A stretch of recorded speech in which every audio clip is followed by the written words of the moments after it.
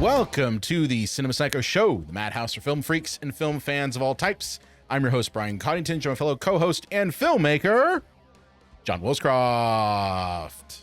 The director of the movie we're going to talk about today directed the greatest film of all time, Sudden Death, and I'm not just saying that because it has the Pittsburgh Penguins in it. Yeah, you are. Yeah, Don't lie. Don't lie. It's actually a horrible movie. it really is a horrible movie. One of the worst films ever made in Pittsburgh, outside of maybe, like, I don't know. Isn't one that, like, someone saved Pittsburgh? The Fish That Saved Pittsburgh, I think, is one. Yeah. Oh, that's going old school. I thought you were going to say, like, She's Out of My League.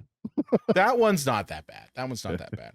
Well, this week we're hitting the ground running by looking at a movie that I've been chomping the bit to really review because, like, for me, and we're going to get into this one was, like, total nostalgia. Like, it was like a hit, like a drug right there through the main vein there.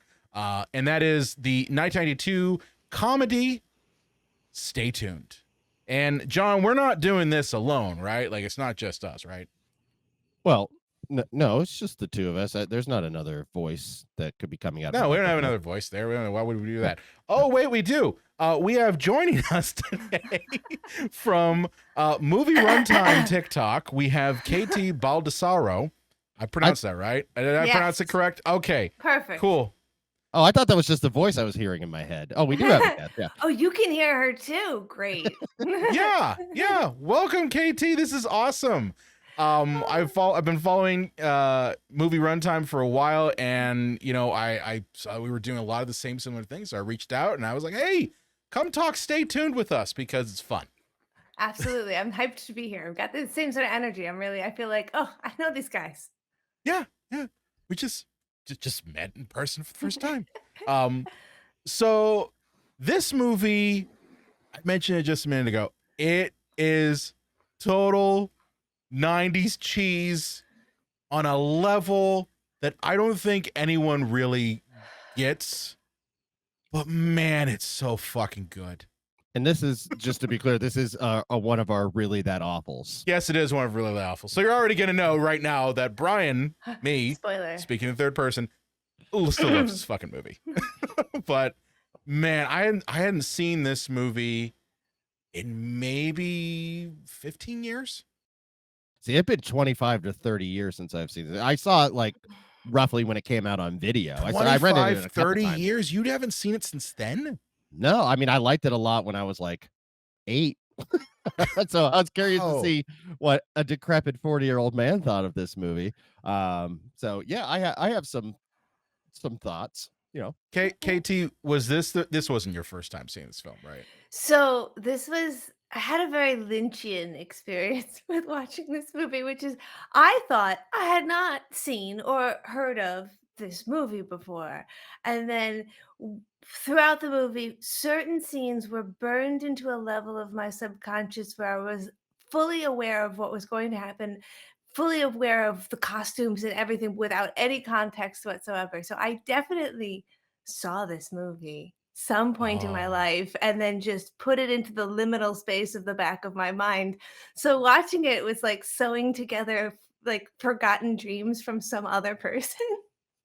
There are a number of movies from this time period that I think like people our age forgot completely existed.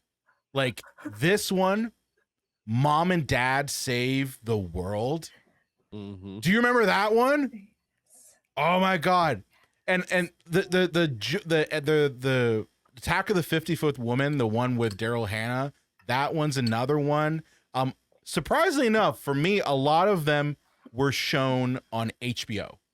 Like that was the deal, was like HBO showed these movies on repeat because they failed at the box office, and that was really the only way that they were going to recoup any money, is showing it on cable. See, I saw them on Comedy Central. Oh, And that that's works why I too. have these like fragmented versions of it. Like maybe I only caught a bit of it. Maybe they edited out the bits I don't remember. Because I was watching like Throw Mama from the Train and all those kinds of things were just getting reiterated on Comedy Central. And I was like, I'll watch whatever movie they've got. Right. Yeah, they had to Comedy fill a lot of Central was good. airtime. Yeah. Yeah. Because they only have like Comedy Central to this day only has like 2-hour blocks of like new programming every day. It's like what are there 10 and 10:30, and then like the Daily Show, and I don't know if there's anything after the Daily Show now. It I mean, used to be, but There not used to be. anymore. yeah, it used to be like the Colbert Report and all that. But yeah, I can kind of understand, some people's take on this film. I would love to actually show this to like a 21-year-old who would not understand this movie one bit. Would Oh, they wouldn't. not. Yeah, like television obsession, cable, like big giant bulky televisions, like they'd be like, "Wait, what the hell is all this? Like, what's a satellite dish? What's that for?"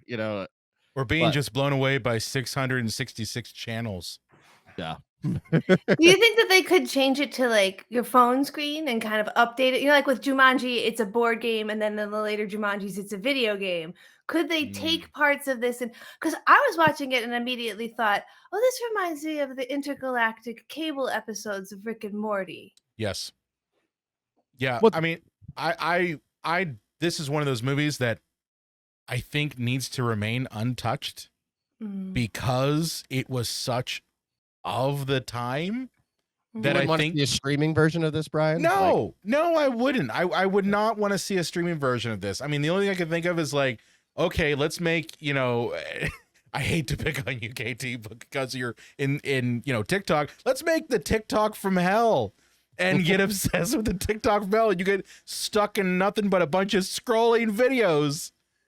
Like that's I guess kind of cool, but I guess it's just a thing where the references and the gags and all of that, just they're so of the time. This movie's like a time capsule of so many different things, so many different trends that were popular in the early 90s that I don't know if they necessarily translate now. I think it would just kind of feel like a cop-out or just a cash grab. I feel like some of them even got invented. Like I do think they have that toilet that you can shit on and is a recliner. That's I real. wouldn't be surprised if that's a thing. The Napper Crapper 5000. See, that's something that like speaking of younger people not understanding what's happening in this, I remember I was on vacation in August 1997, and there was the pilot of South Park, and there was all this hoopla for it, and I really liked it. And when we got back home, because we were in North Carolina, we got back to Pennsylvania, our cable provider, I realized, didn't have Comedy Central. And I kept asking them, because going to the office, like, can you guys add Comedy Central? And they added, they're like, no, because we had to add FX for people that like NASCAR. But the idea of not having everything at your fingertips, like I don't think I got Comedy Central to like season 3 of South Park, so I had some catching up to do. But the idea of not having every cable channel that everybody else has available to you, or every or it's like, oh, that show's on Amazon or Netflix, you just need to subscribe to them and you have it. It's not like, oh, you don't get that show on your Netflix in your area. So, but yeah, it's a different 1992. Doesn't feel like 1,000 years ago, but this movie makes it feel like it was 1,000 years ago. Yeah. 1,000 years ago. I mean, when there's a Three's Company joke, and you're like, oh, most of these people are dead. You have to be a certain age to get why that is at the end and such a punchline joke that is like a reward for us at that point. Yeah. I do think that it feels like a vehicle that could be lent to other shows where, like, if you wanted to do this now and you wanted to have it be TikTok or be YouTube or be whatever decoupage you had where there were different scenes and they're just premises for short SNL jokes, you wouldn't have to call it a remake of Stay Tuned. You could just use that kind of formula and make it work. Like the reason why I think intergalactic cable works so well is because, like you said, this is the characters getting access to more cable than anyone could have. It's satanic cable, and in that one it's like cable from space, so that makes it a little bit more interesting because it can have that little twist where they do something stupid like driving over Mrs. Daisy. Or personally, I did not remember this, and it hit so well for me. My favorite joke was the different strokes interpretation. You know what? How dark was that? A lot of people have picked that one as a favorite joke. When I was looking, because spoilers, we're going to get to reviews later in the episode. When I was looking at reviews, I was surprised how many people were pointing to the different strokes. And man, I cracked up during that. It hits you slow. You're like, You're like, oh God. I don't remember laughing at this when I was a kid, but man, as Probably somebody who's didn't know what a almost stroke 40, was. Yeah. yeah, well, Like, just like he's like, I can't see, and then oh my arm, different strokes. Just like, what the fuck? so dark. Oh my I love god! that 90's level dark where they're like, yeah, we'll just go there. Death to Smoochie level of like, we don't care if we Oh lose half the audience here. Well, it's no, interesting that you say Death to Smoochie because I we're gonna get to reviews later, but I just want to use this one uh fans review online just as kind of a base template for what we're talking about here. I want to get your guys' take on this. This person said, not diabolical enough for true black comedy, too scary and violent for kids, lured by its PG rating, and witless in its send up of obsessive TV viewing. Stay tuned as a picture with nothing for everybody. What's your guys' thought on that? K2, you're our guest. You can lead off on that one. That's hyperbolic. I do feel like this runs up against why I think rating systems are so ridiculous. Like right now, you're seeing the film Sketch is rated PG, and people are freaking out because they're like, it's way too scary and way too violent. It should be more like PG-13. And there's this like nuance and discussion that happens where you're like, I feel like just watch the movie. You can't get on the movie for its own rating. And this movie, the main character is John Ritter. This is not really a movie for kids. I guess it could be a movie for the family, but like it's so dysfunctional. It seems hard to believe that you got sold that message. I don't know.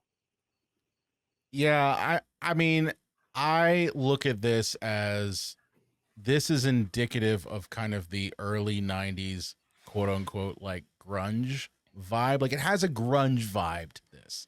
Mhm, And you either get it or you don't. You know what I mean? And in mhm. terms of like thinking that it's not smart enough or anything like that, that's not the type of movie this is. There are aspects of this movie that I want when I'm upon rewatching it, I'm just like, yeah, that acting's terrible. Like the daughter in this film, Diane, there's Oh a scene where God. she finally realizes what's going on. And I didn't realize this when I was watching it. I watched it last 2 nights ago. And I'm like, that is some of the worst acting I've ever seen, where she's like, oh, wow. Just realizing that both of her parents are inside the fucking TV and that her nerdy little brother was right the whole time. And her response is, oh, wow. So, like, those aspects are in this. That's going to happen. That's also why she's a very supporting actor and not the lead. But I mean, this is one of those ones you just turn your fucking brain off, in my opinion. It's a fun ride. It's something goofy and off the wall. And truthfully, I'll be honest with you, this movie could not be made today. Like you couldn't start this movie off and from, just inception and get it greenlight. I wonder how the hell Peter Hyams got this thing greenlit. Like I really do, because this is so out there and bizarro and original. I don't know any other movie where people get sucked into a TV outside Yeah, of like TerrorVision.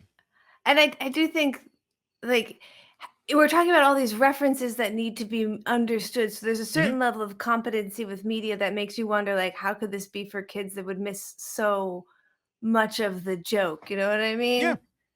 Well, it's Well, it's it's that's like just plain. Animaniacs, though, isn't it? Like, Yes, yeah, 100%. I grew up watching The Simpsons, and I didn't really truly get into films Fair, until yeah. like late middle school. Like, I mean, in terms of watching like I was always watching movies, but making sure I saw, the greatest cinema out there. And I kept going, like I'd watch The Graduate and go, "Oh, that's that Simpsons joke." Or I'd watch this and kind of go, "Oh, that's from The Simpsons," and it's just like, Yeah. no, like it's Oh, from it. They took it. Yeah. this is Yeah. Barton Fink. Yeah. Well, that's why I'm saying like the reason why I don't think this movie could be remade is because those references that are pointed out to, like, Doogie Howser's in the first 5 seconds of this movie. Yeah. Okay. You have, the Silence of the Lambs, which had just come out not too long ago. Yeah. Like a lot of these references, they don't track with people of a certain age. Mhm. At the time it came out, it's not going to track with people who are, kids, although weirdos like us apparently loved it. I loved it back then. But I also think that like if you try to remake it now, what would those references be? Well, I don't know what they would be. I mean, forget remaking it now. Like, you make an interesting point about the references. Like, this movie has what I like to call the Bill Maher syndrome, where if you've ever caught a Bill Maher stand-up special, he's talking about things that are very, very much in the news at that moment. And it's like, you can't watch a Bill Maher stand-up special from 2005 because he's making references to senators that are doing something in 2005. It's like it's 20 years ago. This movie almost immediately ages itself. Yeah. Mhm. And to the point where it's like I got the references because I grew up with them, but I mean, how many people today could watch this, assuming they were younger, they get past the premise of like TV being such a big deal. They probably haven't seen Driving Miss Daisy. They probably don't know that why that Three's Company thing is a meta joke because they probably don't know who John Ritter is, like let alone Three's Company. So it's hard when a movie immediately dates itself, and I think that could be a problem. Like, because how do we look at this in context? Do we look at this as how should we perceive it when it came out, or how do we perceive it today? 23 years later. Yeah, It's that's an the interesting concept. great. Like, how do you look at any cinema? Do you use presentism and look at it as people who are watching it right now, or do you use the context and the time in which it came out? You don't even have to be talking about really historical films. You can just take a movie like There Will Be Blood and have to be talking about it completely differently as someone who's watching it when it came out and watching it now. And this movie, for all of its intense references, does one thing that a lot of movies that do this in date doesn't actually do. Like, when I found out that there's the salt and pepper scene, and when you get to the salt and pepper scene, I have to tell you, every part of my body was like, please just make it not be a problematic scene. Please just make it not be problematic scene. Please don't do blackface. Please, oh God. And like, they just did it. And they make Jeffrey Jones the DJ so he doesn't have to dance very much. And they put him in a Prince outfit, but they don't like make his skit. And I'm like, okay, you had in this time period, kudos, because I thought you could fumble here. They And could have very they easily. make Ritter the damsel for a lot too. Like, even the lady's pretty powerful and has some agency. So there's some big moves for a movie that should feel even more dated, but in its broader strokes is actually okay still today. Yeah.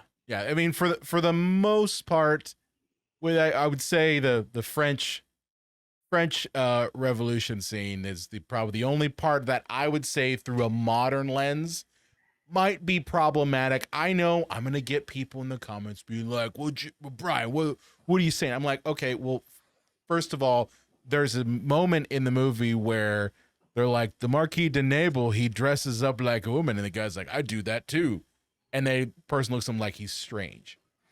Nowadays, we'd be like, okay, that's your deal, man. Like, you do that, right? But it's a thing where back then, in the 90s, KT bring up a good point. They're really like, that was more considered an other type deal than any level of acceptance at all. And there are aspects of like that in a lot of movies from this time period. And with the exception of maybe like that, Stay Tuned really does do a good job of steering clear of some of those landmines, in my opinion. Yeah, there's nothing like we go, ooh, because one of my favorite movies of all time, favorite comedies, is The Jerk. But I always say, if somebody hasn't seen it, I always have to tell them, like, there's going to be a couple of times in this movie where you're gonna go, whoa, wait, what? And it's from the 70s. I mean, John, a movie that I grew up watching a lot that was a comedy was Just One of the Guys. Remember that film? Yep. Where the whole premise is a woman pretending to be a man in high school. Yeah. Beautiful fucking tits, man. See, talk about a movie on Comedy Central. I'm like, the only good thing about this movie, Comedy Central can't show. I mean, that is typically what what happened. Is Yeah. it'd be like that one scene, God damn it, can't see it. But yeah, like they're that is one of the things that does come with reviewing movies from this time period, is that there are aspects that can be problematic. And Stay Tuned does a decent job of getting through it. I think it is worth mentioning kind of like the general plot of this film. So if you've never seen Stay Tuned, which you should, the whole movie revolves around Roy and Helen Nabel, who are, and this was funny, at the time when I watched this as a kid, I thought they were so fucking old. And then I realized, I'm like, oh no, they're probably like younger than me now. Like, Yep. I turned 40 in like a couple weeks. So like, I'm like, oh no, they're probably younger than me. So, but yeah, they're a married couple. They're kind of, hitting that midlife crisis point where Roy sells plumbing supplies and has a shitty job and has like the worst luck possible. Like he falls down the stairs carrying plumbing supplies. This is like and, Death of a Salesman. Yeah. And apparently he was hot shit with, a fencing, foil at one time. We get that, the whole thing. That's going to come back later. Hey, I was and gonna then say, Brian, just to cut you off real quick, this movie does a great job of setup and payoff. I have to give really does. this movie, whoever wrote this knows how to format a screenplay. But you can talk to Tom S. Parker, Jim Genuine, and Richard Siegel. You can give them some credit. Okay. But yeah, sorry, go ahead. But anyway, Helen is kind of the exact opposite. She is a high-powered like executive in marketing for a vitamin company, and the whole premise is that Roy's life sucks so bad that he, in essence, spends his life just watching TV. And it is a little weird nowadays in 2025. Watch this, because you're like, why would someone just sit on their ass all day watching a tiny ass TV? That's what people did, folks. I mean, people still do that. It's like, they do, but let's binge watch The Crown. Let's binge watch White Lotus on our much larger TVs now. Right, but here's the thing. Usually nowadays, and I don't know, KT, if you do this, I know that I do this sometimes. I try not to. But nowadays, you're watching TV, but then you're also looking at your phone at the same time. So it's like your attention is being split between what's happening on the TV and what's happening on your phone. And so you're not really giving 100% attention to one thing, but Roy spends his whole life just giving 100% attention to the TV and blocking out everything. And his wife, Helen, pretty much has it and is ready to leave him, and ultimately throws one of his fencing trophies at the TV and destroys it. And then he gets a little smaller portable TV. Yeah. Yeah, he gets a smaller portable TV. Because, of course, Roy has more than one television that he can just watch, right? He's obsessed with TV. He would, obviously. Yeah, obviously. And I mean, they're doing pretty well, because he's got more than one TV, He's got, I mean, granted, that's a portable TV that probably cost at the time $1,000. So let's be honest here, that's how much those TVs cost. But this leads to the introduction of Spike, played by, the most problematic part of the movie. Pedophile. Hey, that's not problematic. They didn't know. They didn't know. Alleged, not really alleged there was pedophile. No browser history in 1992. Pedophile Jeffrey Jones. Yeah. I could say that. It was proven in court. It's not not an pederast, pedophile. Yeah. Who also happens to be like Beelzebub of TV. He's not Satan. He's basically Beelzebub of TV.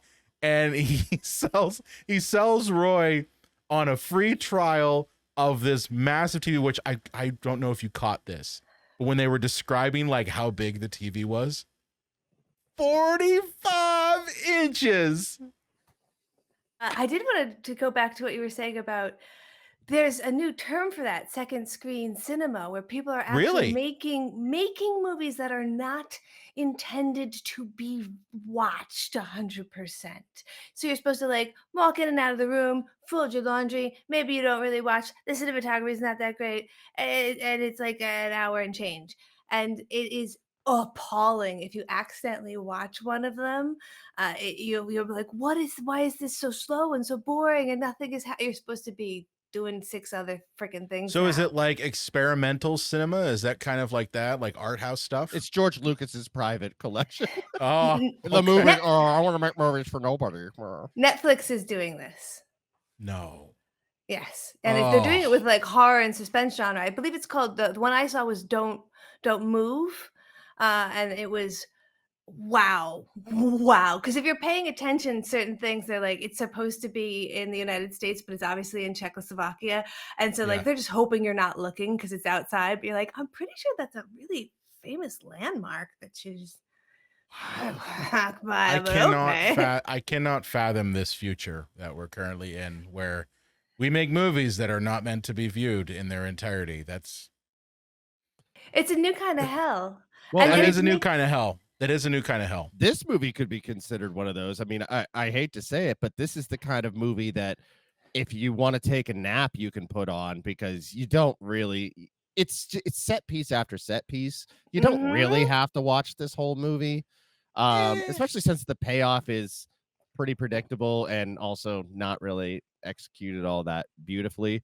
Like, I do feel if you have attention deficit disorder and you're not properly medicated, this is a great movie for you because it just goes one thing after another well, after it's another. an SNL sketch type Yeah, movie. That's Very much that's that so. what never this is. stops and just always changes. Yeah, To the point that Yeah. it has a Wayne and Garth in the middle. They that tried to was get weird. them for that Yeah, too.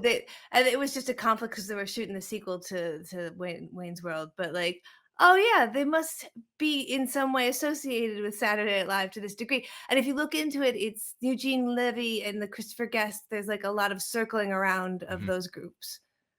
Yeah. No, I know for me, like, yes, this is one that is not the deepest movie, and I don't think anyone ever claimed it was going to be. I mean, it has 3D like extruded text There- that goes on way too long at the beginning of this thing for all the credits. Okay. I that don't think anyone has any yeah, aspersions that this is going to be high cinema here. but that's fine, Brian. I think what the biggest issue with this movie is that it's kind of toothless. Like Mm. it doesn't have the balls to be true satire. And it doesn't have anything to say because I feel that the commentary of that time that we spend too much time in front of the boob tube, it has been stated. They're not breaking new ground here. Mhm. Yeah, but at this, here's I will retort. Yes. Please do. My thoughts on it are: was there another movie that just gave the concept of, okay, you spend so much time in front of the TV, you'll get sucked in? Like, I can't think of any other film that did that. Now, yes, you had movies like Videodrome, which went in a very dark fucking side, which I think I'm like, okay, fine. That's more dark, very body horror shit. This is a lot lighter. Yeah. And you could say that's toothless. I say it's like, okay, fine. It's supposed to not be dark and serious like Videodrome. It's supposed to be more goofy. Like it's the difference between, Looney Tunes and Rick and Morty. Very different sides of animation, but can do goofy shit, on either one. It did also make me think a little bit of Network in that Oh idea of yeah. like the TV is coming to be our ruin and we're hitting a satirical level. And where I think what you're saying here is Network went that additional mile to make hard statements and be a little bit weird. Whereas I think this movie goes in the other direction is like, we're going to be a little bit more fun with how it Yeah. feels like you're in a writer's room for Saturday Night Live this week, and everybody's pitching ideas, and we're seeing certain ones get tested. I'm shocked. I did not think that Stay Tuned and Network were gonna be in the same Well, sentence. I was gonna say, John, like I think you wanted something that was more akin to Death to Smoochie, where Or like that one has dark comedy, but does have a message and does talk a lot about, the kids' entertainment and the dark side of it and how it is all commercialism wrapped Mhm. up in this idea of education. So I think you're looking for something a bit more like that. well, I mean, like, this isn't the same type of movie, but it is a satire. It's like, you think of Team America, World Police, or, Yeah. if you go all the way back to like, Blazing Saddles, like that movie took balls to make. And like, for those that missed the point of being like, oh, I can't believe, they said those things in the movie. It's because they wanted to be on the right side of history. They were opening the floodgates to talk about racism. And unfortunately, now today we'd say, well, that movie should be made by a black director. It was the 70s and Hollywood was racist. I mean, they're still racist, not all of them, but like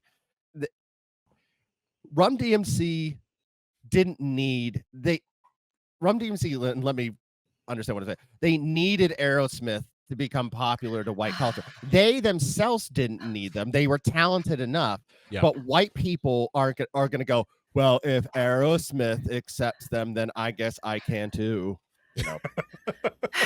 Sadly. Yeah. Sadly. Yeah. But let's talk a little bit about some of these characters. Okay, so let's talk a little bit about, I'm going to pick the worst one in here. Jeffrey Jones and Spike. What's your thoughts on him? Katie, I'll start with you. My thought is that when I first saw his name, I accidentally auto-corrected it and was like, I love Jeffrey Wright. I didn't know he was in movies like this at the time. Well, you might have got Jeffrey right for this. I think that Jeffrey Wright would have been a better choice. I think Tim Curry might have been a better choice. I would have even accepted Rowan Atkinson would have been a better choice if you wanted to go like British people are evil. You could also go for William Atherton, who was doing great bad guy work at the time, always available. I don't know. His bad guy work was starting to trail off. What about because he had done like Ghostbusters and Real Genius and a couple other probably ones. Was. I mean, he still gets bullied for Die Hard and Ghostbusters. He has to be like, they're fucking movies. Leave me alone. He probably didn't want to play any more bad guys, Dabney Shepard. Is that the guy? Dabney, the guy who was the bad guy in 9 to 5? Dabney Coleman, maybe that's his name. Dabney Coleman. Dabney is I'm remembering the weird first name. It's the mustache. He could have done that. Yeah. Dang, we're forgetting the fact that we hate it in hindsight, but Jeffrey Jones was fucking, big time at this time. Like getting Jeffrey Jones for this movie, he equaled box office. Here's the thing, man. Like, I hate Jeffrey Jones as a person because of obvious reasons. Yeah. I find him funny in this. Oh, I mean, no, he's great in this. He's great. He's in hilarious in this. He's great in Beetlejuice. He's great in Ed Wood. Like, I hate that he is talented. Yeah, he's good in Ravenous too. Like even when they gave him one more chance. So good. Such a good movie. That's not one that I could do on your show because I love that film. I love that movie too. But yeah, I mean, Spike is, Jeffrey Jones is having fun as Spike in this, and that's the thing is, every time when he is in the actual like hell like TV studio and watching all the things, he kind of comes off as like one-dimensional, but the minute he actually zaps himself into the TV land and is actually like engaging with John Ritter and Pam Dauber, like it's fucking hilarious. Like he comes into the French Revolution with the biggest fucking cape of all time. Like it took like an hour to set the cape up before they could even press shoot. Where everybody, the extras, are just like, I'm gonna overtime, stretch out this freaking thing. Yeah, can you imagine? Just like, okay, what we need is those big black curtains that are going around the set. Let's take one of those off the S hooks and let's strap it to Jeffrey. That's what we're going to do. We're going to just do that. And by the way, some poor PA is going to have to get the steamer to steam all the wrinkles out of that fucking thing. Brian's giving some inside baseball talk here. Yeah. That happens sometimes. But I don't know. Like, I find him hilarious in this. And it's damn fucking shame. You're supposed to hate him. So I really hate his guts as a person. But he's hilarious, and he has great chemistry with John Ritter. Like that's a good thing too, is like they do go well together. John Ritter comes across as this laughable moron who kind of fails at everything, and really, if he didn't have his wife Helen, he really would be dead like in 5 seconds. Lovable buffoon. Yeah. Lovable buffoon. That's and it's the same role that Ritter's played in almost everything. Not going to talk about, that one Bride of Chucky movie where he got turned into Pinhead. Yeah. Well, there's that one. He also played a great villain on Buffy the Vampire Slayer, but I never watched. It was a one-off episode. Yeah, it was a one-off. But yeah, and speaking of Jeffrey Jones here, I want to talk about my favorite character in the movie because he's always my favorite in any movie he's in, and that's Eugene Levy as Crowley. Oh yeah.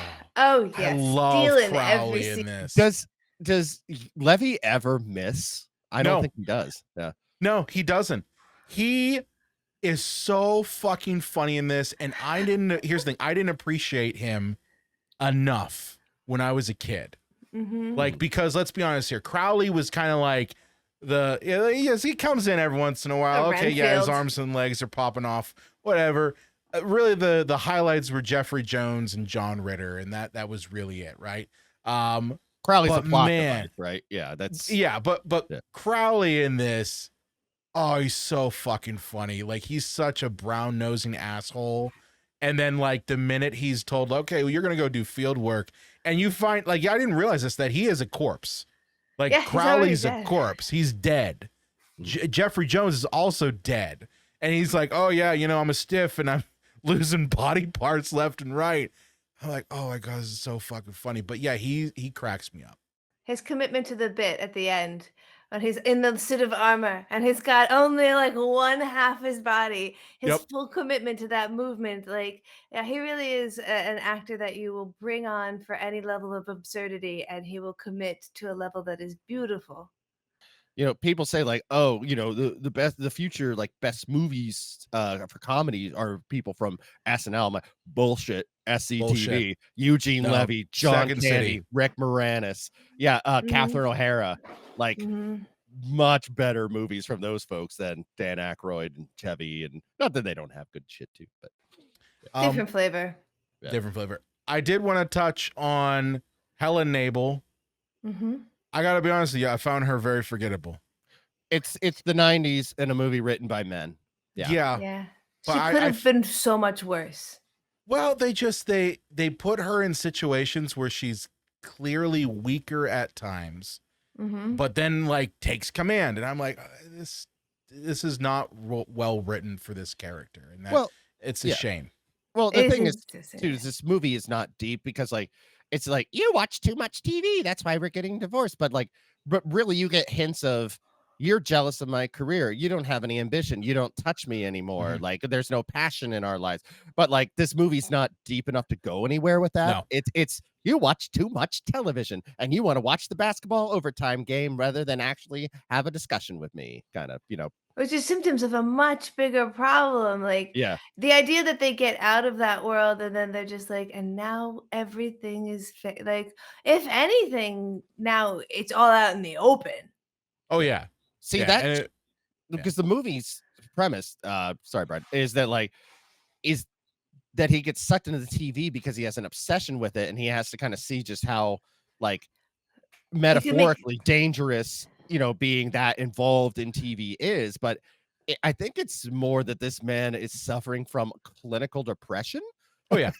Like, that's really the problem, not TV. It's just he just zones out on there because he doesn't have any like ambition or glide to his stride, because he's dead inside. It gets a little confusing because there's a little bit of a mixed message where like you feel like it's blaming the television, but I do believe that at one point they say they suck everybody into the game by looking for people whose lives are so boring.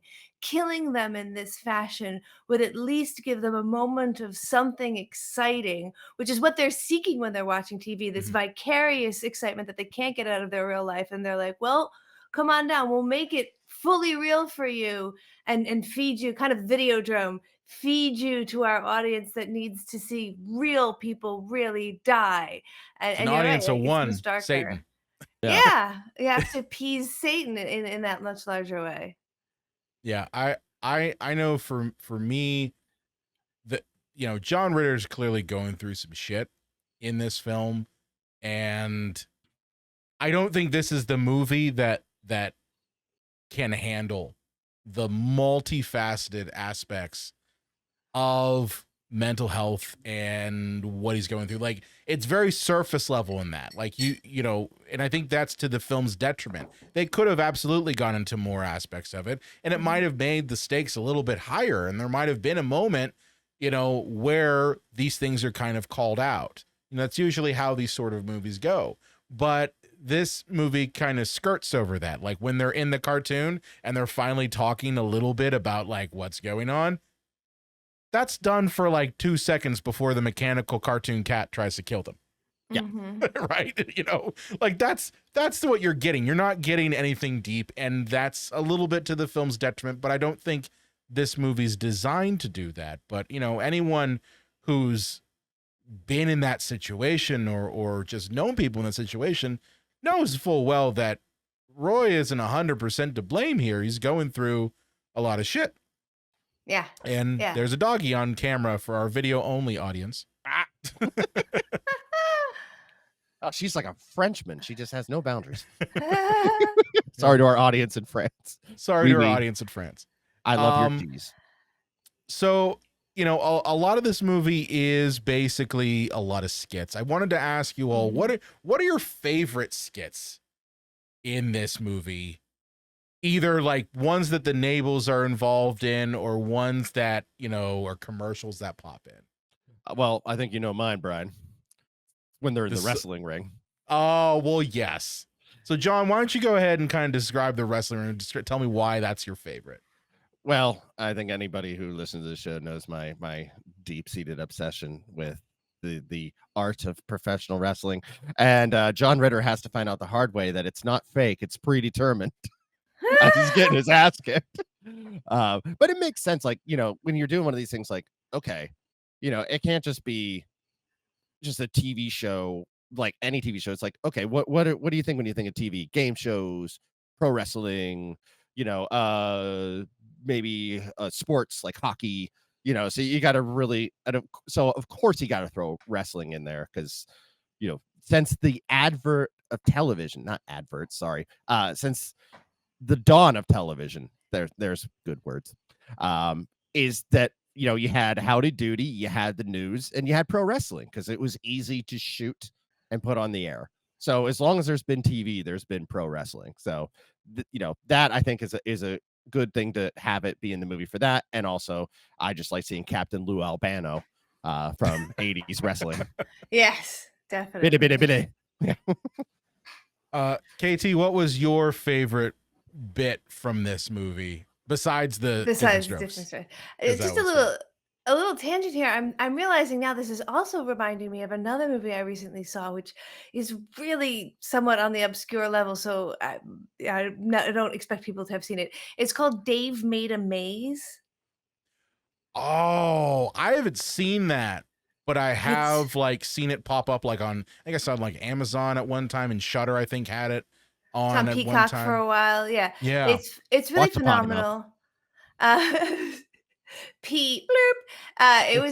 It's the short premise is this guy who is an artist but feels like he's never actually created anything of any substance in his life, kind of has a breakdown and builds a cardboard maze in his living room, except that it's much larger on the inside than the outside, House of Leaves style, and he goes inside and cannot come back out.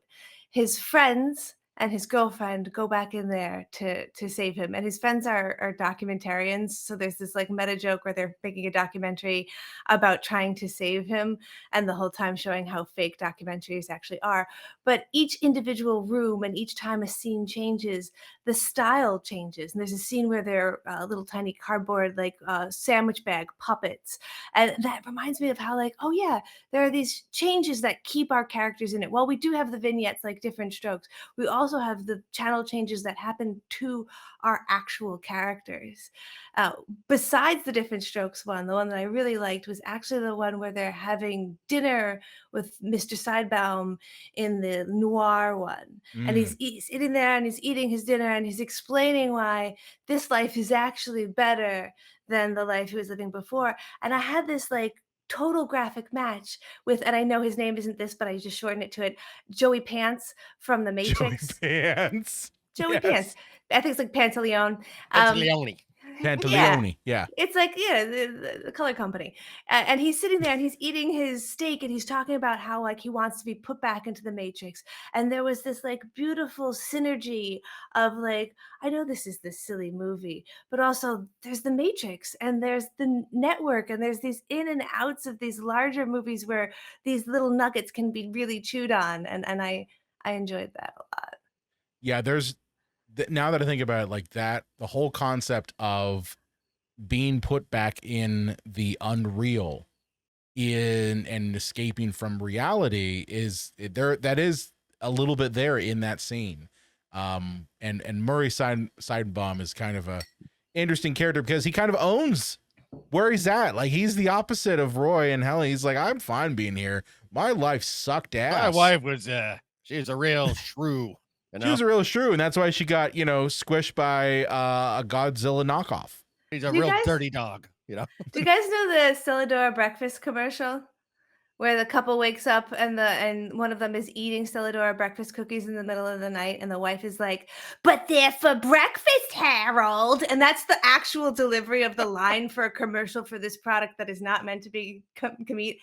I thought I that have was to the find same that because actress. that's hilarious. If you can't find it, Patton Oswalt does a tight 5-minute bit about watching that, and that is equally good. But I really thought that Joyce Gordon, I think is the actress. Joyce Gordon, yes. I thought she was the lady from the Stelladora breakfast commercial. She was so shrill. Yeah, she was very shrill. She was very shrill. So we kind of I think I was gonna say what my favorite is because I have a Okay. favorite. My favorite I think has to be. I gotta go with it's gotta be the Wayne's Underworld bit. Yeah. Like it's got zombies, and I'm all for the zombies. And Yeah. like Yeah. I was a kid that definitely loved that because I loved Wayne's World as a kid when that came out. But I love just the play off of Saturday Night Live, and I didn't even realize this. I'm like, oh my god, the audience in that are all zombies too. So it's a Saturday Night Live version for the undead. Like I didn't make the connection there until watching it recently. That one's strange to me because it's like it's a satire of a satire. Yes, You know, like we it's a saw nesting doll of sorts. and like around 2010 2011 there started to be people that were making satires of satires, and I'm like, that's not how any of this works. A negative times a negative equals a positive in math only. Copy of a copy. Yeah, Copy of a copy. you can't make a satire of a satire. What the fuck are you doing? Sure you know? can. Yeah. Sure you can, John. But we kind of left our characters behind, and I do want to mention the kids because I think that David Tom, who played Daryl, I believe, is Daryl the little boy? Yeah, it was a little Yeah. boy. Because I'm I got- looking I on got issues with IMDb him. right now, but like he's I an got adult issues on with it. this character. But like he's fine. But Heather McComb, like as Diane, oh dear God, we mentioned So at I the was top saying of the she's episode, like, fucking horrible, she- man. I don't know how she got cast in this, and it's a bad thing when the most interesting thing about you as a performer is who you married. Oh. She was married to Ooh. James Van Der Beek. Oh. Really? Yeah, Mr. Dawson Oh. himself. So Oh, Ah. I wouldn't want to be known as I married. So like Kevin Federline. The most interesting thing is that he married Britney Spears. Like that's gotta suck, right? The most Yeah. interesting thing is who you married. But I just yeah. know that she tried to make your pizza topping an insult, and it didn't catch on. I full stopped the movie. I turned to my husband. I was like, "Is that? Am I Is that a missing an thing? American? Do I not English well today?" Do I not English well today? Your pizza topping? No, we're not making that a thing. Is that one of those regional context things where you're gonna be like, "Well, in Rochester, New York, it means oh." No, Well, No. when I Made was up. growing up, I always said I am a mind to make Mookie. And then when Jack Nicholson said it in Batman, I'm says- like, thank God, I thought I was the only one. Yeah. But I did I did want to mention the only issue I have with Daryl is that I don't think he understands how technology works. Oh no! Oh yes, I wanted to say something about Okay, that. Boy you genius. go ahead and say it because I have a problem with how technology is. But KT, you expand on it.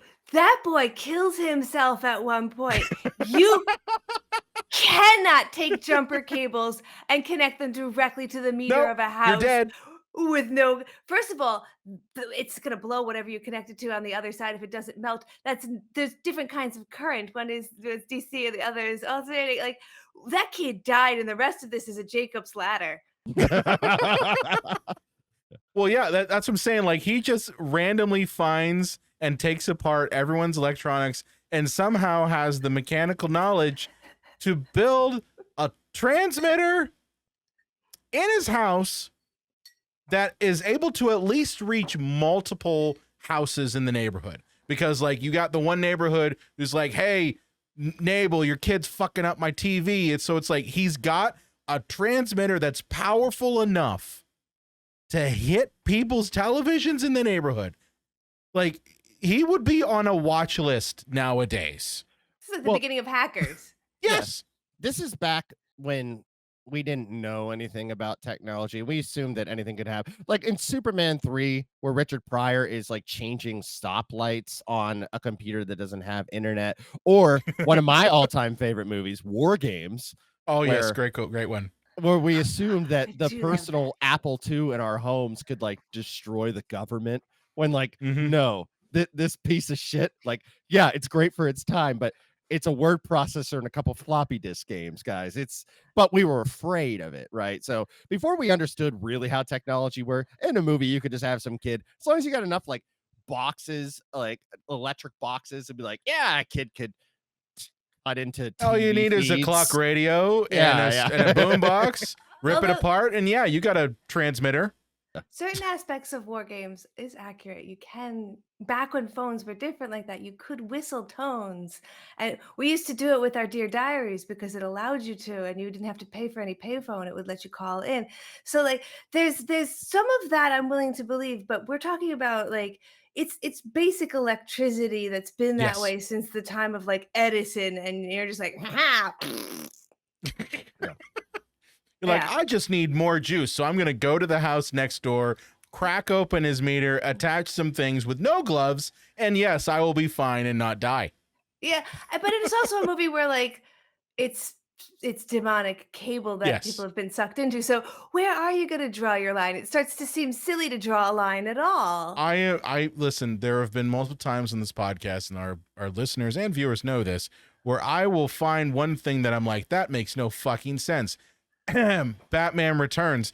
And point out that in the sea of ridiculousness.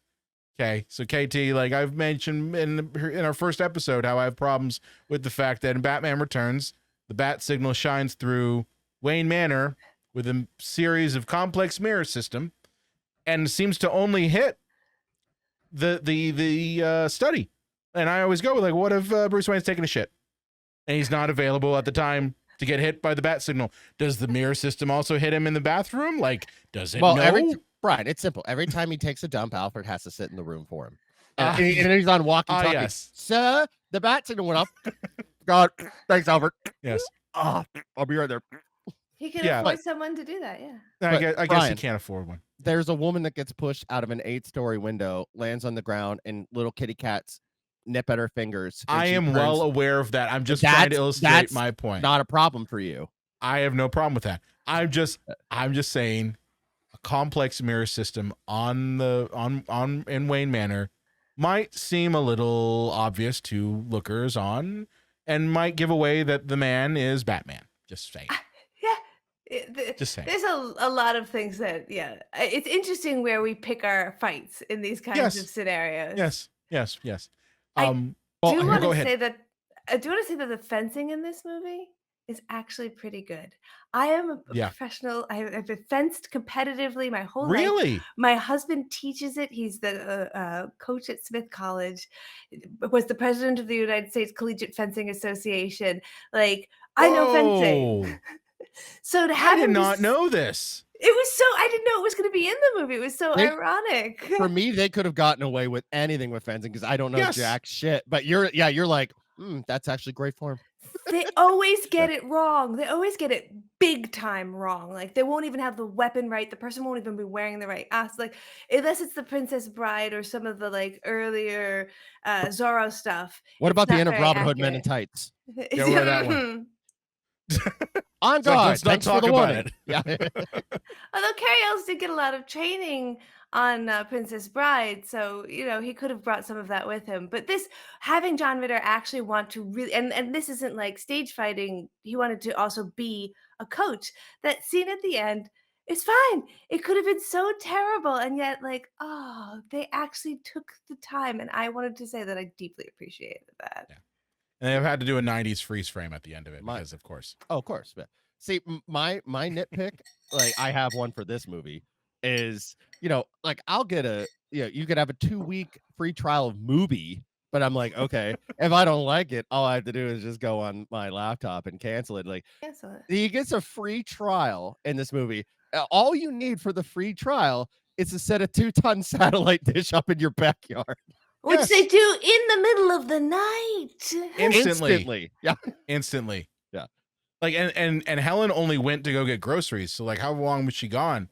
Maybe like a half hour or so, or 45 minutes. And they were able to install the satellite dish, no problem. And what type get of the TV in? and what type of cable person comes in almost instantly? Like, they always give you like at least a 6-hour window of when they will show up. Well, they're also in line with the devil. So I get that. But but you could imagine like, oh, I'm a pool salesman. I'll give you a 2-week free trial. If you don't like the pool we put in your backyard, we'll somehow remove it. So many red flags, and he's Crazy. just like, whatever. I love TV. I love TV. By the way, in that 666 package, is there a dirty movie channel? You would think that it's Satan's television, that there would be like 600 channels of nothing but skin flicks, but Debbie there's does none of that. devil. Yeah, That's that'd be too easy. Videodrome. That'd be too easy. That's a different movie. One thing I did want to mention, I completely didn't realize this, but did you all know that the character of Pierce is played by none other than Eric Yes. King? And do you know who Yes. Eric King played? From Dexter. Fucking Dokes! It took me a Surprise, while. Motherfucker! That's Surprise, him. motherfucker. Took me like 20 minutes, and I was like, I was like, I didn't realize. I'm like, oh my god, that's Dokes. uh-huh. Oh, I had no idea. At He the was time. really good in this. I thought he was a I liked highlight. him. In his I scenes, did he really had carried a lot of it. I did find it hilarious that he was an intern and suddenly like had all of the clout to be a threat to a devil, Beelzebub like Spike almost instantly. Like, I mean, he went to film school at UC yeah, Berkeley. I get it. so- I get it. He needed the shows in hell. He needed to have context and subtext, and he's like, no subtext. Hey, do you know how easily some people just accidentally stumble into greatness? Like human refuse, Tucker Carlson. He literally got on the air because they needed somebody, and he was like, everybody was at lunch, and he was the only one in like the newsroom, and they went, you, because you're the only one here. So Imagine the that and he world wore a if bow one tie. other person was there. Any stumbling other into human. greatness. Yeah. Yeah, Uh, we're just For- saying that for all Eric the King stories. stumbled into greatness. For all the stories of people that like scratched and clawed their way up, like off of their sheer tenacity of will. Some people just are like, hey, you come here. You're gonna do this now. Huh? yeah, Hate those like people. Cameron Diaz is just walking around a mall, and someone's like, "You should be famous." Pam Okay. Anderson. It's like, hey, a jumbotron at a football game caught you. That's Like, true. you're Yeah, hot. that's true. You want to be hot for a living? Okay. That's the American dream. Being hot for a living. You know, I've never been offered that for some reason. I can't quite put my finger on it, you know? Well, Gotta get that boob job. Right. well, do we want to jump to some reviews? Yes, I want to ask you, let's do we want to jump to some this reviews? will All help right. us. Hopefully, some of these are back because I think that'll help us kind of divulge around really that awful. That's right. That's right. Mhm, All right. So let's go to review number 1. And by the way, these reviews have not been seen by John or KT.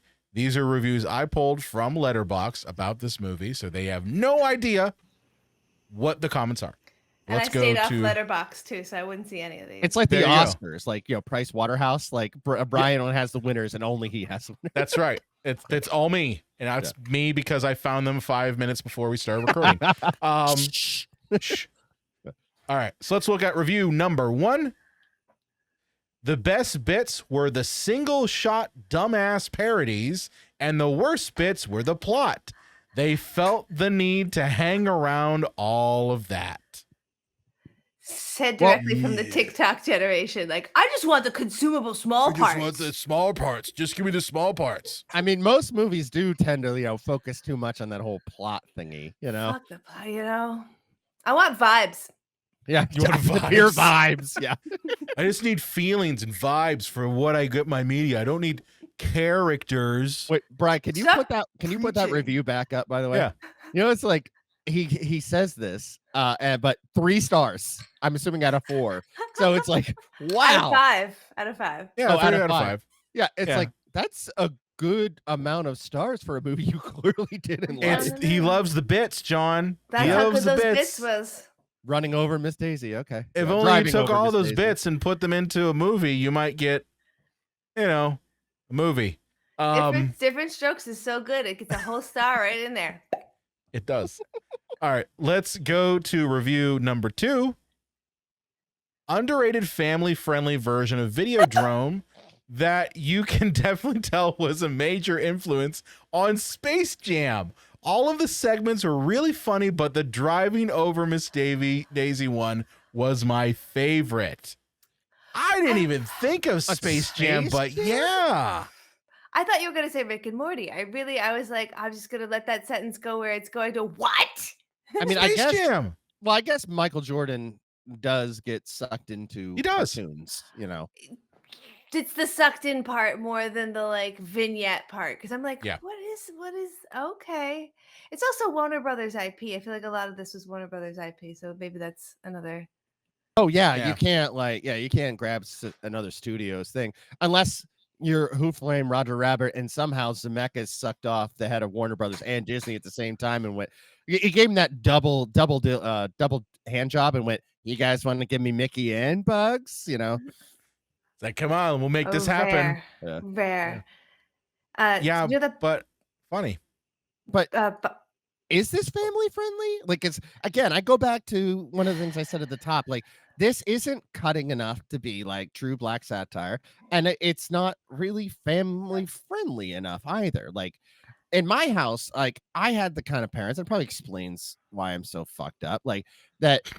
There wasn't a whole lot of censors, in my household, and nothing really bothered me either. It wasn't like, you kids are allowed to watch Homeward Bound and Disney and Snow White, and that's it. No, it was like, no, I was seeing RoboCop when I was 5, like I just inappropriate shit, So, but I could understand a lot of people not wanting their 7-year-old to see this because it's just not family friendly enough, like, well, maybe when the child's 12, that kind of, because I knew a lot of kids. I was baffled growing up where they're like, I'm not allowed to watch PG-13 movies. I'm like, well, dude, we're in 5th grade. You're not allowed to watch PG-13.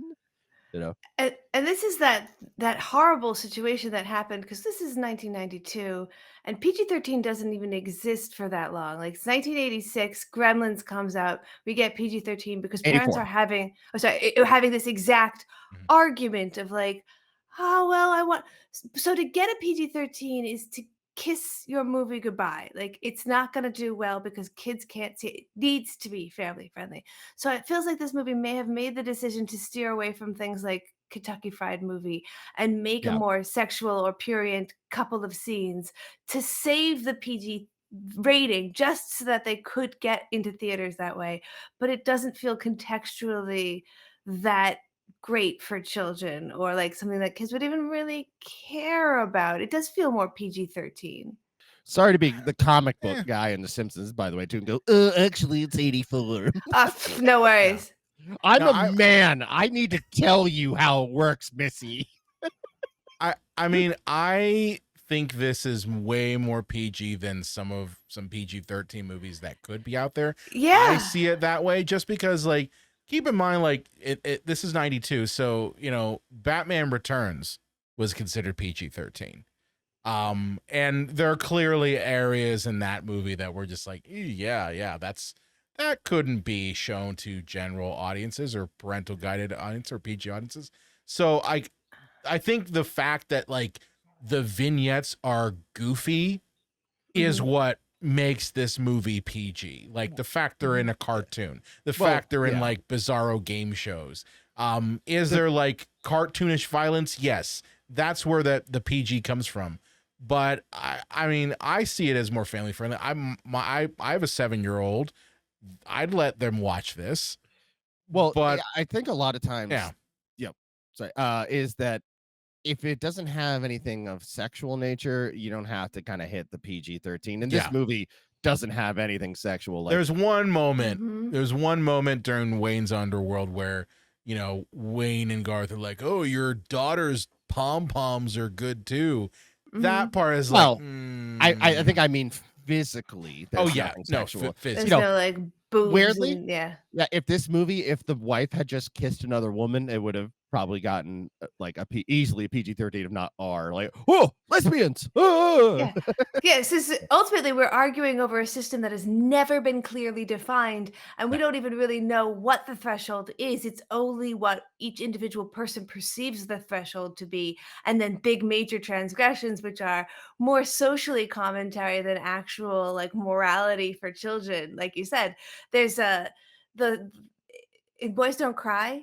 They had to keep cutting the sex scene, and the thing that was going to get it an X rating versus an R rating was after the oral sex scene, they didn't want her to wipe her mouth. They were like, that is too far. And they had to cut that scene out. And you're like, wow, this is such a bizarre. I mean, there's a fantastic documentary called This Film Is Not Yet Rated. Rated. Great. Yes. All I was going to documentary. mention it if you didn't. Yeah. Well, here, hey kids, it's Dr. Jonna here for you. If you go down on a woman and you don't need to wipe your mouth afterwards, you didn't do it right. I think you were on her calf. Like you're on her calf. It's this, won't somebody think of the children? And you're like, children should not be watching Boys Don't Cry, period. I would call that a continuity error if she didn't wipe her mouth off. I'm like, yeah, you weren't, I think you were on her belly button. I don't think you were in the right place. I do think that this review puts it well, which is that this is, if you compare it to Videodrome, this is a family-friendly movie. Yeah. All right, let's go to review number 3. I laughed my head off rewatching Stay Tuned on 100 milligrams of edibles, but I am now officially frightened of Jeffrey Jones, the actor, not the characters he portrays. Yeah. I'm frightened of him too, and I don't need edibles. Did it take edibles for this person to realize he's a sex pest, or probably didn't realize it? I don't know. Maybe he Googled it during the movie. He And went, Googled, oh, that's why he's not. Yeah, that's anymore. probably what happened to me. Jeffrey, why is he making movies anymore? Oh. Why'd they kill him off in Beetlejuice too? He was really funny in this. Why aren't we seeing more movies with Jeffrey Jones in it? Oh, that's why. Oh. I completely forgot what I've got to say. This is a weird review. This is like, so anything's funny if you're on that level of edibles, but what does it also have to do with his discovery of again, was he on his phone Googling Jeffrey Jones while watching Probably. this? What is the connection? What is yeah, probably. There's a really fun fact about this movie that that is edible themed, which is that this does become kind of a stoner movie and Oh, kind of I could see upheld that. within the stoner community. And if you are watching True Romance, the scene in which Brad Pitt is playing the stoner and he's smoking out of the honey bear bong, he is watching this movie on TV. Wow. I did not know that. And that's only a year later. These movies are very close to one another. I do love like talking about like or thinking about budgets with movies. And at the beginning of this movie, because I forgot Jeffrey Jones was in it. Because like when I Yeah. saw this, I didn't know who Jeffrey Jones was. I was 7. Oh. I hadn't seen other movies with him in it. But the opening of this movie has from behind his head coming to the door, and you don't see him for the first family that he fucks up in the movie. And then he comes with his back turned to the camera to come to Roy Nable's house. Roy, yeah.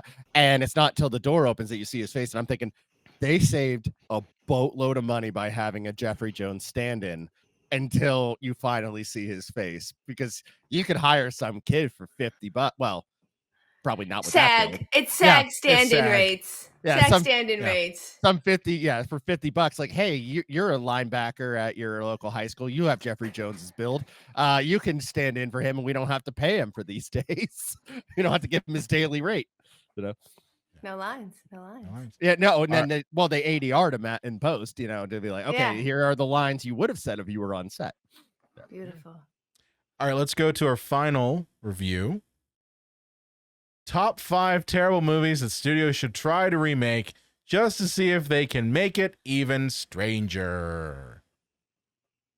Yeah, Is that the don't problem? remake this. The problem is that for this person is that this movie is odd. I don't really think it's that odd. Like, again, we keep referencing Videodrone. That movie's odd. This movie is like pretty by the numbers. Like, I got sucked into the TV and I'm in a wacky game show, or now I'm playing hockey, but and everything is demonic themed. And so I'm on Wayne's World, but it's demonic themed. Like, it's not really that odd. The movie, this is like the Weird Al of films. It's Yeah. sketch comedy. Like sketch Yeah. comedy has been well established by the time this film comes out, and the format should be not that strange. No, I think what makes it strange is just the idea of those vignettes being based off of things in reality that we all know. Like that's where it becomes kind of goofy and unique, is the seeing those sketch comedy pieces in a movie within a universe where Satan's taken over the TV. Like that's where I think the aspect of this film that does change a little bit. But I wouldn't call it terrible. No, Like, this reviewer calls it terrible, and it's not terrible at all. this reviewer needs to watch some more of the free movies on Tubi. Oh yeah. Because that is a well. That goes Oh. deep, son. You're not even in the subcrust here. No, there are some films on Tubi that I'm just like, how okay. Thank you for calling Tubi. You're greenlit. Yeah, no, I'll throw myself on the mat. I have been in horror movies that are worse than this movie by far. So can testify. This is not top 5 or anything. Not top 5 terrible. You haven't lived until you've seen Tubi movies. Some of them are good, and like I've been binging Masters of Horror on Tubi recently, and I love that series. But like some of them, you look at me like, oh boy, these are rough. I gotta give it to Tubi. They got a platform for everybody, so They do. all God's children can come to the table at Tubi. It's just a lot to sift through sometimes. It's kind of what Definitely. Netflix used to be, like where it was like, if you submit your film, as long as it's like competent enough, it can go on Netflix. Now, Netflix won't accept you unless, you got a $2 million budget and you're shooting on the right Sony camera and all that. So now Tubi's become what Netflix used to be. It's like, is it 90 minutes? Yes. Is it in focus? 30% of the time, you're in. Yeah. Deal. If it's found footage, it doesn't have to be in focus at all. Oh, found footage. By the way, I Bane of hate my that term, existence. by the way. Like, found footage to me, like, there is an art to finding public domain footage and creating a found footage film. Like, creating a fake documentary is not found footage. It's a fake. It should be called faux faux documentary, Mockumentary? mockumentary. Yeah. Yeah, because Yeah. it's not found footage. It's I a call it lazy mockumentary. filmmaking. I call it lazy filmmaking. That's what I call it. I cannot afford a Steadicam. Yes. Or just I'm lazy and I'm poor and I don't want to do anything else. Like I want to shoot my movie in my backyard. I don't need lights. I don't need sound equipment. It's found footage. You can suddenly get away with all the things that make a movie a movie. But, oh, it's rough. It's gritty. Dude, that ship has sailed. You're not Blair Witch, and Blair Witch honestly sucked. It's like when there's modern art and somebody does that, like just a painting of a big round ball, and like the first time Yes. somebody pulls that out of nowhere, you're like, ah, you got me. That's, I guess, art now. But like the fifth time somebody does it, you're like, this is derivative, and we can't keep doing this. You also have to understand Brian's a hipster. He doesn't like Blair Witch or I Scream. just have never liked Blair Witch. I didn't like Blair Witch when it came out, but I have said multiple times on this podcast, and I've said this if you've ever met me in person, and we've gotten a conversation on Blair Witch. Blair Witch had a amazing marketing strategy, and it's really easy to have an amazing marketing strategy when the internet was a thing people didn't understand how the fuck it worked. My sister at the time said like, "Oh, dude, these people really are missing." And I'm like, Yes. I went, Katie, I watched them on Jay Leno last night. He's just on Leno. And she went, shut up. No, you didn't. Like, she was so pissed that like she got fooled that her immediate reaction was fight instead of flight. Like, no, you didn't. You didn't watch them on Leno. This is a time period where people believe that animals died in the filming of Jumanji. Yes. Even though they're all CGI animals, because a friend told you that they knew it, and like that was because there was no going to really Google this information. It was still you could Marilyn Manson doesn't have those two ribs. Like we still spread that pretty damn well. Surge Yellow 5 will make your dick shrink. That was what we were all told. Well, that's my excuse. I must have drank a lot of. You drank too many 24 packs of Surge, John. And that's Willem Dafoe never touched the stuff. Yeah, he never touched it. He's good. He was a mellow yellow person the whole time. He never touched Surge, ever. Hey guys, did you know that one of the Munchkins hangs himself? On the Yellow Brick Road scene in Wizard of Oz. Yeah. It's true. It really happened. We're not going to get like a 4K edition where we see it's a peacock. No, never. You just believed it. Yeah. So I guess this is the point of the episode where we ask ourselves, and John, I'm going to steal your thunder here. Is this movie really that awful? Is Stay Tuned really that awful, or is it pretty good? Just kind of underappreciated. KT, you're our guest, so let's start with you. Is Stay Tuned really that awful? It is not really that awful. I think it is definitely a solid 3.5 if you don't have any context for what's going on, but you're still our age. I think if you're much younger than us, and I'm speaking out of turn now. I just turned 40 as well. You might have no context for the jokes and things like the television.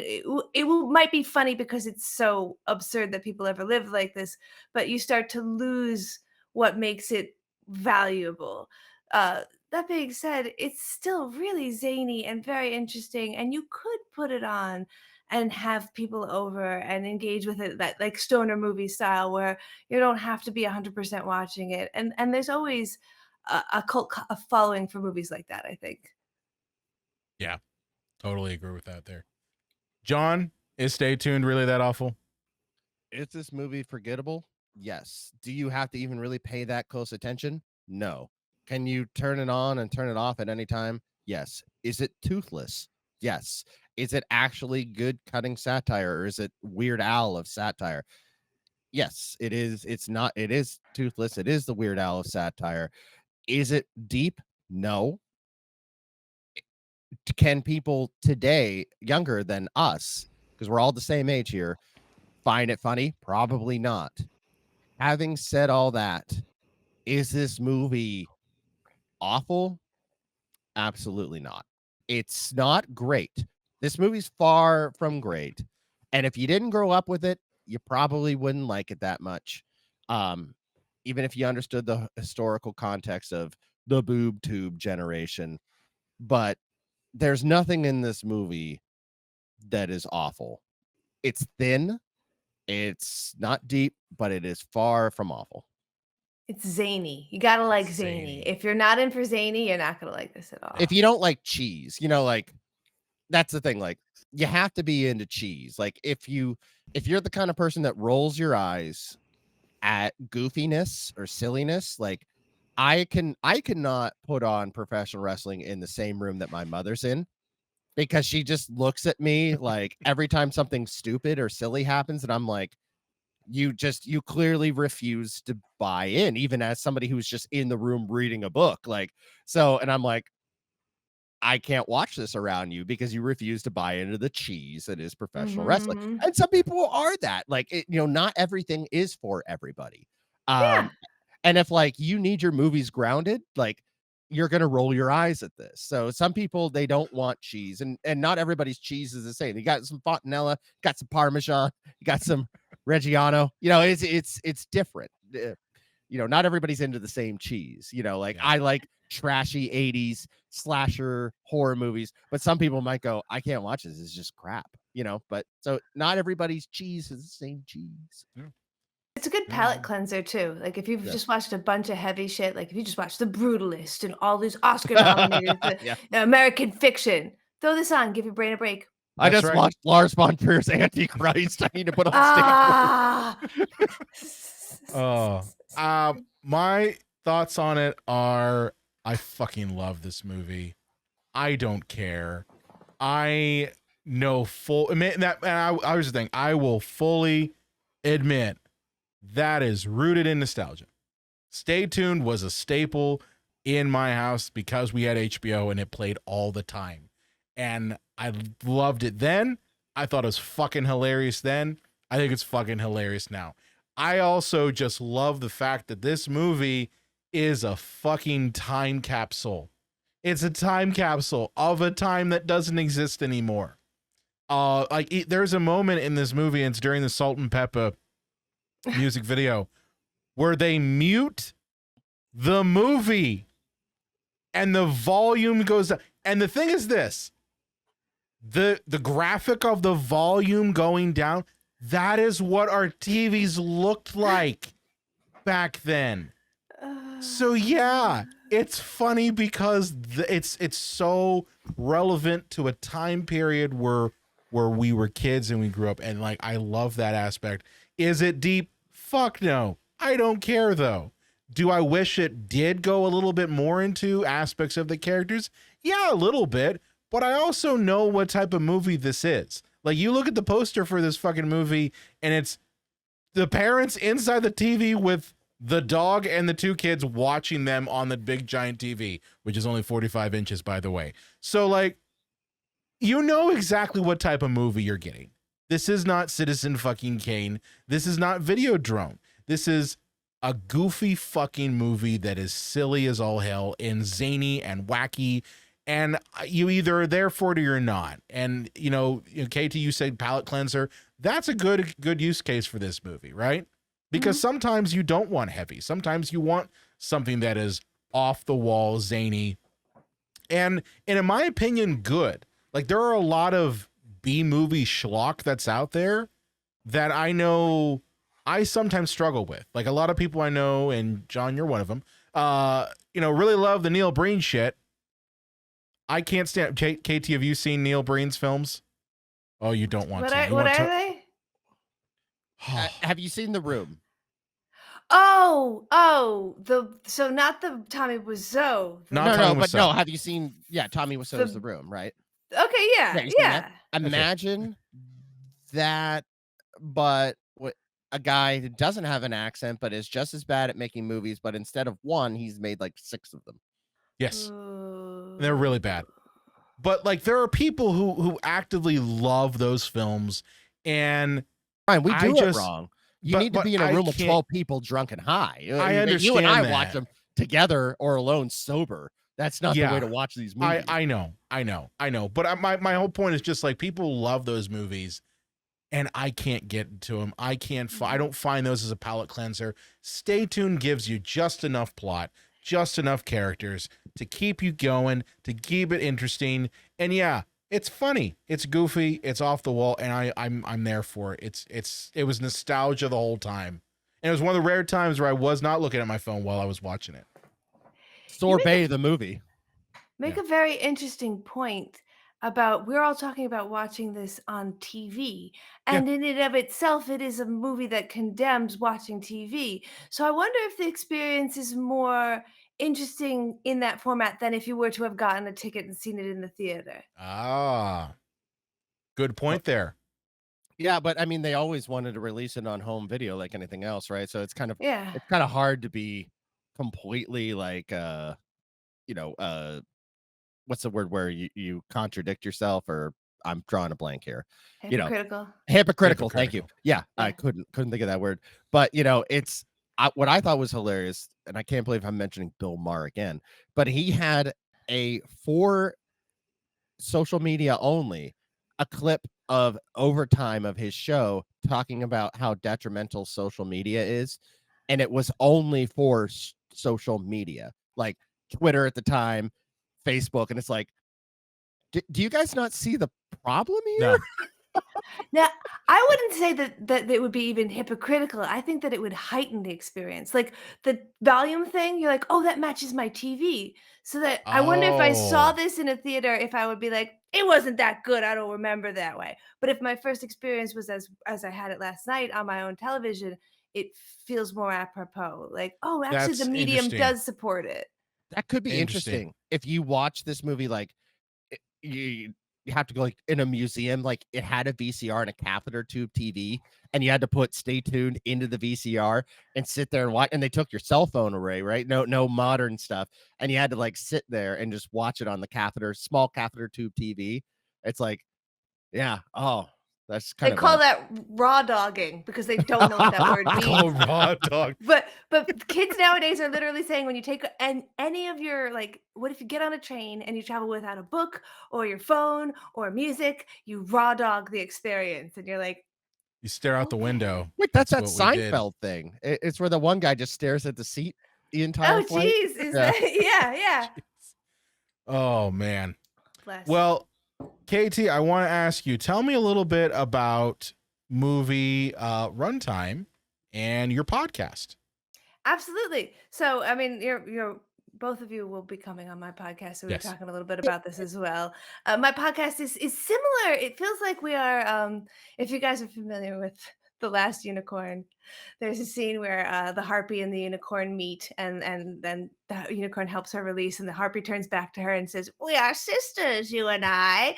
Like, feel that? Are maybe? you calling John and I a harpy? She's calling me a unicorn, Brian. A harpy. I mean, no, you've got pink hair. You are clearly the unicorn here. I am bald and white in my hair. John and I are harpies. The only we are time I have a clearly horn on my harpies. head, it's a dildo Yeah. when I'm pegging Brian. Ew. No. But ching. So I feel like our podcasts are slightly related, which is that my podcast is called What If I Don't Like It? And that's kind of comes from this like Italian growing up where like no matter what food you're given, just try it. What's the worst thing? What if you don't like it? Is kind of how that is to be thought of. And so I take guests on and I have them watch a movie that they either have a deep prejudice to and have never seen in their entire life because they decided ahead of time that that movie was simply not for them. Caveat, the movie should be good. You can judge accurately for yourself that certain movies, like, I don't ever want to watch The Sound of Freedom. I'm not a QAnon asshat. Like, I'm not going to make somebody watch something like that. But we do weird things where, like, I never saw Jumanji because it came out and I was in college and I thought it's a kid's movie. And actually, it is quite an enjoyable movie. And I give the guests a little 5-minute hype video explaining the context in which it came out, things that are noteworthy, and get them excited. They watch it, then come back with me, and we record an episode of them having the experience of had it, watched it, talk about the trivia, talk about things that worked or not, and see if we can save the experience and actually get the guests to say, you know what, I judged either this genre or this film or this filmmaker entirely wrong. Awesome. I love that. By the way, mean, I'm worried me that and your John are podcast- exposed to so many movies, but okay, John. Oh, I was gonna say, I'm worried that your podcast is gonna be like a horrible Abbott and Costello routine. Like when Brian at the beginning of this, before we started recording, goes, and what? Just to make sure I have the exact name of your podcast, and you went, what if I don't like it? And I thought you were telling him that like you didn't like the idea that he was going to mention your podcast. And I'm like, this is like a What who's if on I don't first? like my podcast? I'm like, this is like who's on first? This isn't going to work. Wow, this lady is negative. She doesn't like her own podcast. It's like, what's your podcast? What if I don't like it? Well, that's your problem. What if I don't like it? John does a really surprisingly good man about town 1930s. high-waisted, fast Yes. talking. That's transcontinental. Is that one? It's like Yes. Dateline 1945. Everyone's doing the Charleston. Yeah. 2 years of the podcast, and that has actually never been brought up. Wow, we're the first to bring that up. What is seen cannot be unseen now, because now that I hear it, I'm going to hear it that way all the time. But you also have your TikTok account where Yes. that's gained a lot of traction. Yes, so I do shorter form content. So the podcast can be anywhere between an hour if it's a shorter episode to 3 hours if we get going. If I'm talking to Brett Kelly about There Will Be Blood and the movie is really good and we got a lot to chew on, it's going to be a long episode. So I will give you that. Our long form viewers can definitely enjoy that. But I do short form content, and you can get that short form content on YouTube as well and on Instagram. But I exist very heavily on TikTok with regards to if you want to be chatting back to me about the content. That format seems to work a little bit better. It gives me better alerts, and I tend to talk to people there a little bit more. And I will do trivia facts, deep dives, a little bit of news, things like that, things that I think people might need to know with regards to news without being like, here's the latest Marvel stuff. I tend to let other people cover the Marvel stuff. And I do a lot of etymology words that you can learn through film is a series that I've done as well. What's Marvel? Qu'est-ce que c'est I've- Marvel? Say- It's Say DC. Marvel? There's a new movie. Well, not new movie. It's a couple months old now called Friendship, where they keep saying in the movies like, "There's a new Marvel out. There's We a should new see it." Marvel out. Apparently it's insane. And And somebody no- else, somebody else in the movie's like, "Oh," when he puts on some boxing gear, he's like, "Look, I look like a Marvel." Like, and no shade if that's your jam. I feel so. I do a lot of anime. I always forget to mention that because like to me that's just the normal stuff I'm watching, and I'm like, oh yeah, no, that's a niche for people. That's not just what you normally Mhm. consume. And the deep dive that you need to know for all the stuff that's going into anime to respect what you're talking about is so intense that I know that it is probably the same for Marvel, and I don't have that. So I don't want to get involved in the conversation and be like, why is it like this? I will spend 7 hours researching it and I will lose a day. Yeah. Yeah, no, I mean with the Marvel stuff, you have not only what things came before that movie that came out, but all of the little Easter eggs that are comic related, and then all of the things that connect to this movie that's coming out in 6 months, and then all of the TV show is going to connect to this, and it hurts my head. It's a Like I lot. see the They new make rock cinema stars. drugs. Well, I see like the new rock stars folks, and I'm just like, how do you guys even get these videos out? Like, how are you sleeping? Are you not sleeping? Like, there's no possible way that you're able to analyze. Well, we just saw, the latest Fantastic Four, and here's 50 things that were in that movie that are so inane. Like the cup that Reed Richards was drinking was somehow in a comic book from 40 years ago. He sips for 3 seconds, which if you actually go to issue 147 from 1972, it's noted that he only sips for 3 seconds. And the thing is this, and I know that we're going to have people go like, well, Brian, you do a movie podcast that you've been doing since 2016, and you've got a back catalog of over 360 episodes that are probably filled with a lot of things. It's like, yes, I get that. But they do like a video a day. and it's crazy. So I understand. You have to keep up with it. Yeah, and that's that's the thing where I just do the podcast and a little bit of TikTok, and that's about it. That's my speed for right now. Till someone gives me money, and then I can hire people. Exactly. All of the editing. I think people don't realize these, even No. the short videos, especially the short videos, because you got to say what you got to say. It's really hard. Yeah, I tried doing one like editing in the TikTok app, and I'm like, no, I don't like this. I don't know. I don't like it. I'm a CapCut traditional all the video editor. way. That's the way I am. John and I went to film school, so it's like we crack open Premiere Pro. I'm not gonna use the in phone thing, but I sound like an old man. Trying to edit like that, I don't care for that. Well, this has been awesome. It's It been really awesome has. having you on, KT. And where can people find your podcast and find you on TikTok to get in touch with you and see all your stuff?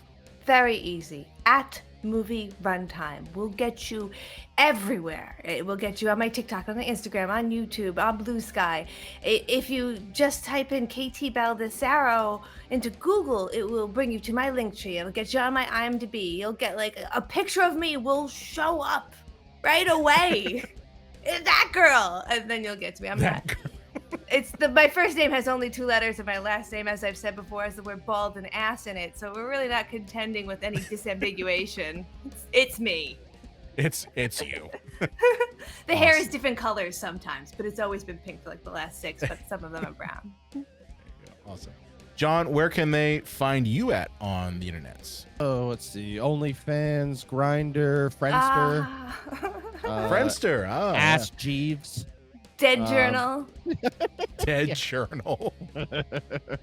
No, you can find me at Facebook and Instagram, and over at JDub's Video Nasties. I'm working on a video right now, but I'm also focusing on spooky season.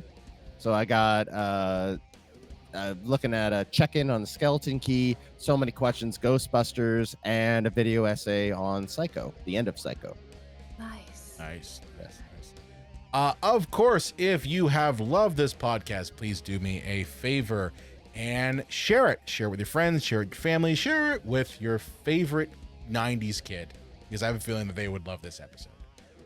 Of course, if you really want to do me a favor, you can go to cinemapsychoshow.com/follow, and you can follow us on your favorite podcast app of choice. We got a little button, you click them, boom, all the buttons are right there. You can follow us on whatever app you like to listen to podcasts on.